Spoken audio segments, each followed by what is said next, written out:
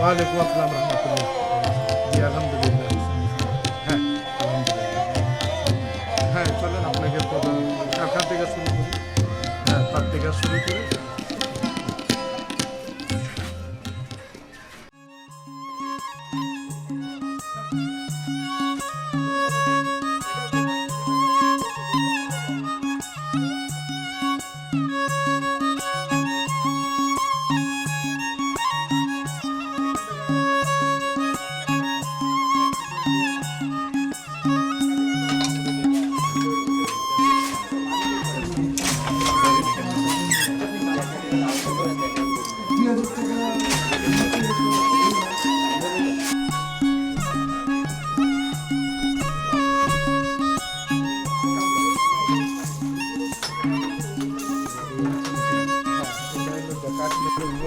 মাঝার আমার কারিগর আলাপ করে।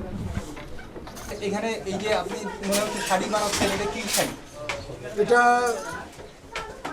সিল্ক শাড়ি, বেনারসি। রেশমি। হ্যাঁ বেনারসি সিল্ক শাড়ি। আর আপনি যে শাড়িটা বানাচ্ছেন সেটা বানানোর পরে কয় টাকা পাবেন? 700 টাকা থেকে 800 টাকা পাবো। আচ্ছা, এটার কি কোনো নির্দিষ্ট নিয়ম আছে যে আপনি এত এই ধরনের শাড়ি করলে এটাই পাবেন? এটা ফিক্সড নাকি বাড়ে কমে টাকাটা? না, একটা নির্দিষ্ট ফিক্স হয়ে যায়। আপনি একটা শাড়ি বানানোর পরে 700-800 টাকা পাবেন। হ্যাঁ। আচ্ছা, এটা কয়দিন ধরে বানান আপনি? আমি আজকে এটা 3 দিন যাবত করতেছি। আচ্ছা, তো এই প্রতিদিন কয় ঘন্টা কাজ করেন আপনি? আমরা কারেন্ট তো যে হিসাবে কারেন্ট যায় সেই হিসাবে 10 থেকে 12 ঘন্টা কাজ করতে হয় আমাদের। আচ্ছা, ইলেকট্রিসিটির সাথে এটা সম্পর্ক কি? এটা কি কোনো ইলেকট্রিকের সাথে এটা সম্পর্ক হলো যে আলো দরকার এবং ওই ফ্যান বাতাস দরকার। আমরা তো মানুষ, তাই না? ওই হিসাবে তো আমাদের একটু বাতাস দরকার। এখানে এই যে রুমটা দেখেন, এই একটা ছোট রুম, এটার মধ্যে নেই কোনো বাতাস। এটার মধ্যে আমরা কতক্ষণ আর কাজ করতে পারবো? আচ্ছা, তাহলে আপনার কথা অনুযায়ী যারা যে আপনি 4 দিনে 800 টাকা পান, হ্যাঁ। তো প্রতিদিন আসে 200 টাকা। 200 টাকায় আপনার সংসার চলে? না, খুবই কষ্ট হয়। তো এটা আপনার চলার জন্য আর কি বাড়তি কিছু করেন? বাড়তি কিছু ঘরের সংসারে যারা আছে লোকজন তারা কিছু করে, আচ্ছা। নাহলে তো ওই 2 বেলা 3 বেলার মধ্যে 1 বেলা খেতে হবে, 2 বেলা না খেয়ে থাকতে হবে। আচ্ছা, আপনি যদি কিছু মনে না করেন তাহলে একটু আমাদের কি বলবেন যে আপনার পরিবারের সদস্যরা আর কে কি করে? এই যে এটা তাদের সাথে জড়িত, কেউ কারচুপি কাজ করে, কেউ তো তা সুতা ভরে। তার মানে আপনার পুরা ফ্যামিলি মিলে এই? জি জি জি জি জি। আচ্ছা, ধন্যবাদ। Thank you.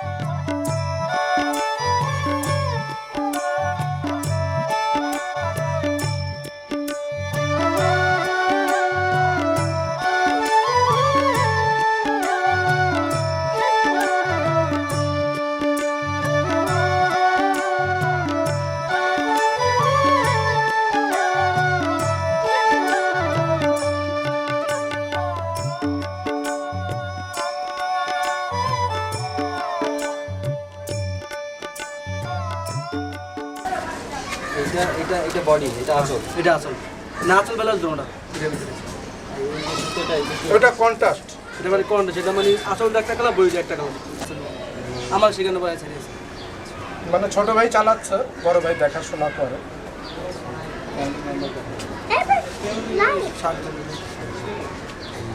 এই পেশার সাথে শুধু আপনি জড়িত এটার সাথে ভাইদের সাথে আমি বেনারসির সাথে কেউ সম্পৃক্ত আছে না বিভিন্ন কাজ কিন্তু বেনারসি তাঁতের সাথে সম্পৃক্ত আছে, যে তানা বানা মানে এটা নিয়ে আমি জড়িত আছি। হ্যাঁ হ্যাঁ এটা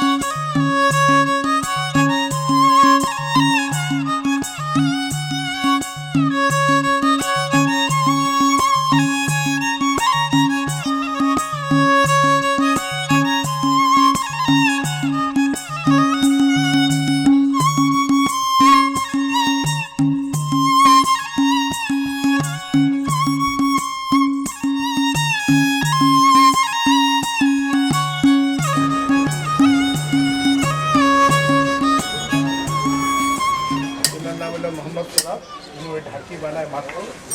এই যে এটা হলো সিং, এটা সিং, এটা কাইটা আমরা ই করি, এই যে মাত্র, এটা আর এটা হলো মাকু। এটা তৈরি করছে। জি, অল্প এই করে। যে উনি বানাচ্ছে এটাকে তারপরে কি সিজে সোজা করবে, সোজা করার পর এটা হবে। হিট দিতে হবে। এখানে আপনারা একটা সিং থেকে কয়টা মাছ হয়? পিস। হয় না জি না, এই পাশ দিয়ে বাইর করে যা, এই বোকরাটা বাইর করে যা দিতে হবে। এখান থেকে বানায় না, এখান থেকে গেলে এখানে बात কেটে है कि कैसे এটা बनता বাদ। है, तो टेक्नोलॉजी তারপরে এই জিনিসটা আর वहाँ से काम का हर चीज जो है ना, তাহলে তো অনেক ওয়েস্টেজ নষ্ট হয়ে গেল। জি ওইভাবে। ওই সিং কত করে কিনেন? এটা এখন কিনতেছি বর্তমান 4,000 টাকা মন। সেল করেন প্রত্যেকটা কত করে? ধরেন এখন বর্তমান সেল করতেছি 500 টাকা জোড়া। আমাদের জোড়া 250 টাকা পিস। অনেক দিন চলে যায়। একটা অনেক দিন। সেটা তো অত বেশি সেল করা পড়ে না। খুব কষ্ট দিন যাচ্ছে না। এটা বানাইতে অনেক সময় লাগে। কিরকম একটা তৈরি করতে কত মানে একদিনে ধরেন 2 পিস। দিনে 2 পিস? কতক্ষণ কাজ করতে হয় বানানোর? ধরেন রাত 10টা পর্যন্ত। সকাল থেকে সকাল সকাল থেকে রাত 10টা পর্যন্ত কাজ করলে একটা সিং থেকে 2 পিস তৈরি করতে জি, হয়। অনেক পরিশ্রম করে দিতে হয়। যদি একটু ঢিলা দেই তাহলে আর হইতে পারে। এটা এই জিনিসটা কাঠ দিয়ে হয় না?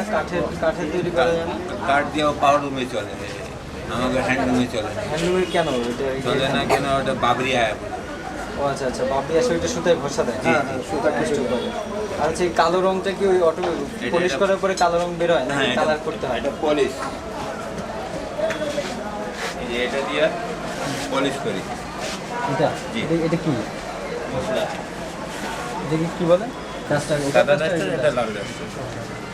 এগুলো কত করে কিনেন? এটা কিনি এখন বর্তমান যে এটা 250 টাকা পিস, আর এটা হলো 350 টাকা। দেখাই একটু দেখান কিভাবে পলিশ করতে হয়। এই কেমিক্যালের দোকান জি জি জি কিনি।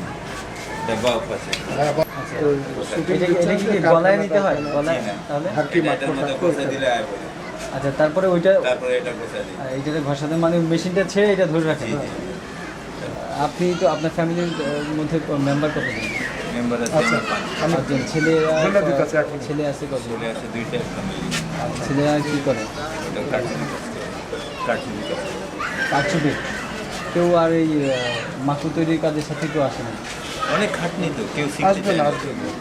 তাহলে আপনি যখন এই কাজ ছেড়ে দেবেন বা কোনো কারণে আপনার কাজ বন্ধ হয়ে যাবে, তারপরে বা মহিলা গেলে বন্ধু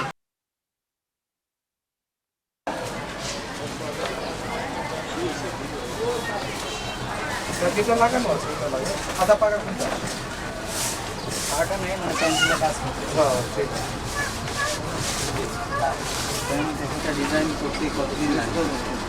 ডিজাইন করতে পুরো কমপ্লিট করতে ম্যাক্সিমাম 10 দিন সময় লাগে। একটা ডিজাইন করতে 10 থেকে 12 দিন লাগে। মাসে এরকম কয়টা ডিজাইন করে? মাসে মনে করেন যে 2 থেকে 3টা কাজ আসবে ঠিক এই আকারেরই, কিন্তু কাজটা হবে একটু নর্মাল, মানে একটু শর্টের মধ্যে কাজটা হবে। তখন সেখানে মনে করেন 6 দিনে কাজটা হয়ে যাবে। সেই ক্ষেত্রে মনে করেন আমার পারিশ্রমিক যেটা আছে আমি একই ধরনের মানে এটা ডিজাইনের উপর নির্ভর করে সময়টা ব্যয়। এটা আমাদের তাদের সুতার হিসাব করে এটা ইঞ্চি করা আছে। এটা শাড়ি থেকে ফটোকপি করবে, ফটোকপি করার পর যে এখন এটা যেটার উপরে সেট করবে ওইভাবে ইঞ্চি টেপ মাইরা এই ডিজাইনটা ওইভাবেই আঁকতে হবে।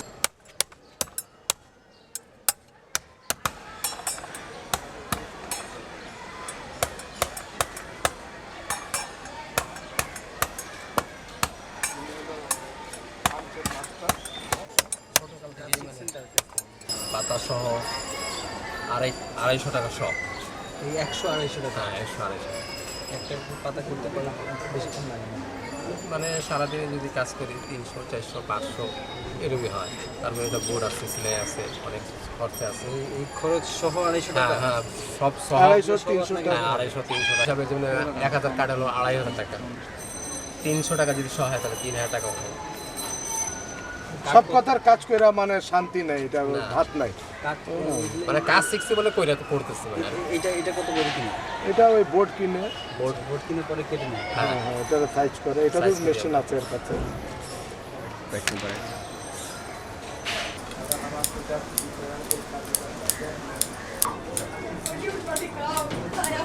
এখানে তাঁতের থেকে শাড়ি নামলে এখানে কাটিং হয়, বুঝছেন?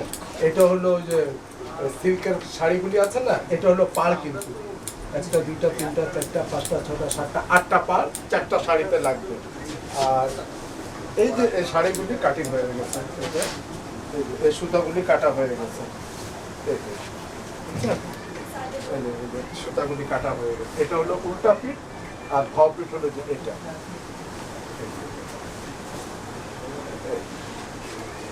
এটা হলো সোজা পিঠ, বুঝছেন? এই পাড়গুলো পরে এখানে লাগাবে কিভাবে? না এটা না, অন্য শাড়িতে লাগাবে। কি আলাদা আর হ্যাঁ হ্যাঁ হ্যাঁ আলাদা। কিছু কিছু এখন মানে বাংলাদেশে এখন মা বোনরা আমাদের অনেক ফ্যাশন লেভেল হয়ে গেছে, টিভিতে যা দেখে ওইটাই ওরা মানে মেমোরিতে রাখে, রাখার পরে দোকানদারকে অর্ডার দেয় বা আমাদেরকে অর্ডার দেয় যে ভাই এইভাবে একটু তৈরি করে দেয়। এটা হলো চুনরি কাতান, এটা হলো ব্লাউজ, আর এটা হলো আঁচল, এখান থেকে হলো বডি।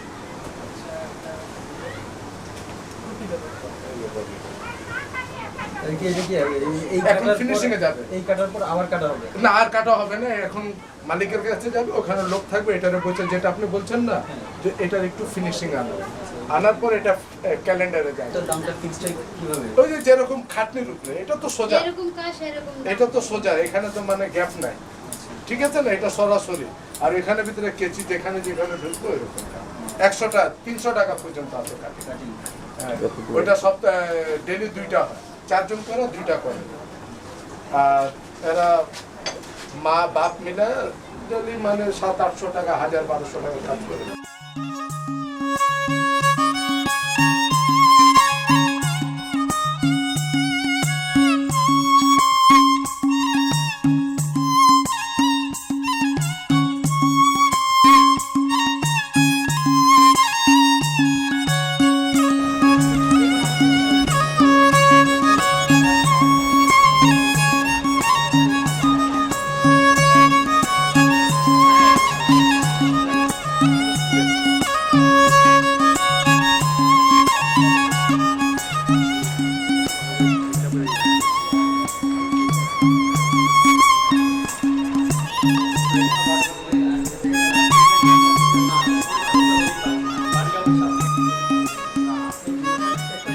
দেশ স্বাধীন যখন হয়ে গেছে তখন সবাই আমরা মিরপুরে চলে আসি, পাকিস্তান টাইমে আসার পরে এখান থেকে ব্যবসাটা আবার একটু রানিং করে। সব ধর্মের লোক এটার সাথে এখনো বর্তমানে জড়িত আছে। আর আমার এলাকা 10, 11, 12তে প্রায় 1 লাখের উপরে পরিবার এটার সাথে জড়িত, আর 10,000 তার। এখন তার দিনের পর দিন আজকে 10-12 বছর ধরে ব্যবসা ডাউন হয়ে গেছে। এইসব কারিগররা চলে গেছে, কেউ বাসের হেল্পারি, কেউ গাড়ি চালানো শিখছে, কেউ গার্মেন্টসে আছে, কেউ রিক্সা চালাচ্ছে, কেউ পান বিড়ি সিগারেট, কেউ নিজের ব্যবসা করতেছে, কেউ কারচুপির কাজ করছে, কেউ গেঞ্জির প্রিন্টের কারখানা নিয়ে, মানে বিভিন্ন ইয়েতে চলে গেছে। আর আমাদের ব্যবসাটা মূলত ছিল এই পুরো এলাকাটার ভিতরে, আমাদের কারখানা একটু ডাল হয়ে গেছে, আমরা তখন দিতাম 3,000-4,000 টাকা ভাড়া। এখন ওদেরকে ভাড়া দিতে পারি না, ওদের বলছে বাড়ি খালি করো। এখন স্ক্রিন প্রিন্টার লাগে, গার্মেন্টসের লোক এসে 10 লাখ টাকা অ্যাডভান্সও দিচ্ছে, 50,000 টাকা ভাড়া দিচ্ছে। এরকম করে করে আমাদের ব্যবসাটা আরও ডাউন হয়ে যাচ্ছে। আর এখন কিছু তাঁত আছে ক্যাম্পের ভিতরে, হ্যাঁ ক্যাম্পের ভিতরে আছে 10x10, 8x8 ক্যাম্পের ভিতরে। আপনার যা ওই নিজের পরিবারকে নিয়ে কিছু আমরা কাজকাম করি, অমানবিক জীবনযাপন, মানে উন্নত মানের শাড়ি আমরা এখনও বর্তমানে তৈরি করতেছি। কিছু কিছু লোক আছে উন্নত মানের শাড়ি তৈরি করে, নাহলে এখন সাইন্থেটিক বের হয়ে গেছে। বাংলাদেশ তাঁত বোর্ড বা বাংলাদেশ সরকারের উচিত ছিল রাজশাহী বলেন, সিরাজগঞ্জ বলেন, পাবনা বলেন, জামদানি বলেন, মিরপুর বলেন, এদেরকে সমিতির মাধ্যমে রেশন সব যেরকম কার্ড হিসাবে দিত, এইভাবে যেভাবে তাঁতিকে দেওয়া কার্ড হিসাবে দিলে আমার মনে হয় শাড়ির দামও ভালো থাকবে। আমাদের সরকার ভাসানটেক 17 নম্বরে 40 একর জায়গা দিচ্ছে, এখন পর্যন্ত ওইটারও সুরাহা হচ্ছে না। বাংলাদেশ তাঁত বোর্ড আসলেই কিছু করে না, এরা বসে আছে, আমরা যখন ধাক্কা দিই তখন কাজ করে। এদেরকে করা দরকার বেসিক সেন্সাস করে গরিব যারা আছে তাদেরকে ট্রেনিং দেওয়া, ট্রেনিং দিয়ে আমাদের কাছে হ্যান্ড ওভার করা। সারা বাংলাদেশে 2 থেকে 3 কোটি বা আরও বেশি এর সাথে তাঁতিরা জড়িত আছে। সব তাঁতির একই অবস্থা কেন? এটা তো আমারও প্রশ্ন আছে সরকারের কাছে, কেন তাঁতিদের কেন আপনারা অন্যান্য এই প্রবলেমগুলো নিয়ে তাঁতি সমিতির পক্ষ থেকে কখনো কোনো সংবাদ সম্মেলন করছেন যেখানে অনেকবার করা হয়েছে, অনেকবার করে তো সরকার বাহাদুর নিজের রাস্তায় চলে। কেউ কারোর মাথায় ব্যথা নাই যে এই শিল্পকে টিকায় রাখবে। দিল্লিতে 91-তে গেছে, আমাদের দেশের কাপড় দেখে ওরা অবাক হয়ে, এত উন্নত মানের শাড়ি, সবচেয়ে উন্নত মানের শাড়ি আমরা তৈরি করি, বুঝছেন। ভারতে প্রচুর চাহিদা, আমাদের কারিগর নাই, হ্যাঁ ওরা লিগাল মজুরি পাচ্ছে না, আর আমরা ওইভাবে দামও দিতে পারতেছি না, লোক আসলেছে না আমরা দিতে। এটা সরকার বাহাদুর যদি চিন্তা করে যে এদেরকে গ্রাম অঞ্চলে সরকার নিজের ভর্তুকি দিয়ে কাজকাম যদি করে, আমরা শিখাই দেব। আর আমরা যদি মরে যাই, আমরা তো বেসরকারিভাবেও এটাকে উজ্জীবিত আমরা যদি মরে যাই, আমার ওই ছেলে বা মেয়েরা এই কাজে কেউ আসবে না। যেভাবে মেসলিন শাড়ি অচিরের জন্য চলে গেছে, রিটার্ন আর বুঝছেন, এটাও কিন্তু আস্তে আস্তে ধ্বংস হয়ে যাবে। নাম থাকবো বেনারসি, কিন্তু আসলে অরিজিনাল বেনারসি পাবেন না, আর্টিফিশিয়াল পাবেন, সিনথেটিক পাবেন। বিশ্বের সব দরবারের লোক কিন্তু এই বেনারসি এই স্পটে আছে, বেনারসি পল্লীতে আছে। তো সরকারের উদ্যোগ কেন না বুঝতেছি, কেন সরকার খেয়াল করেন আমরা বুঝতেছি।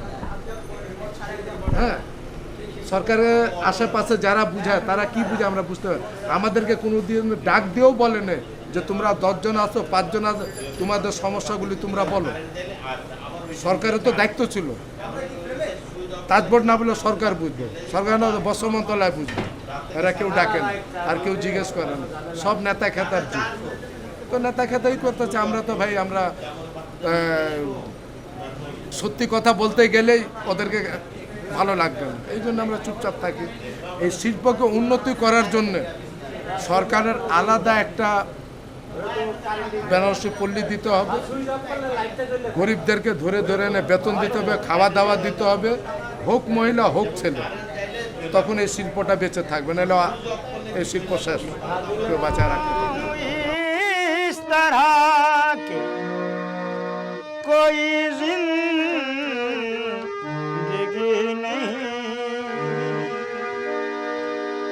और साया हूँ चलता फिरता मगर आदमी नहीं।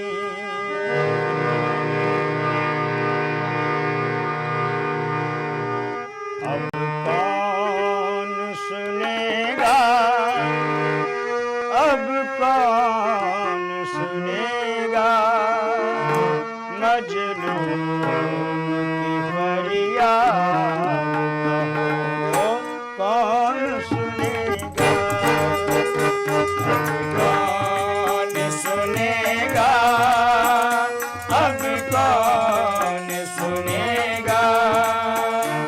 मजलूम की फरियाद कहो कौन सुनेगा। उम्मीद नहीं अब ये उम्मीद नहीं अब ये उम्मीद नहीं अब ये फिर से हंसेगा। अब कौन सुनेगा अब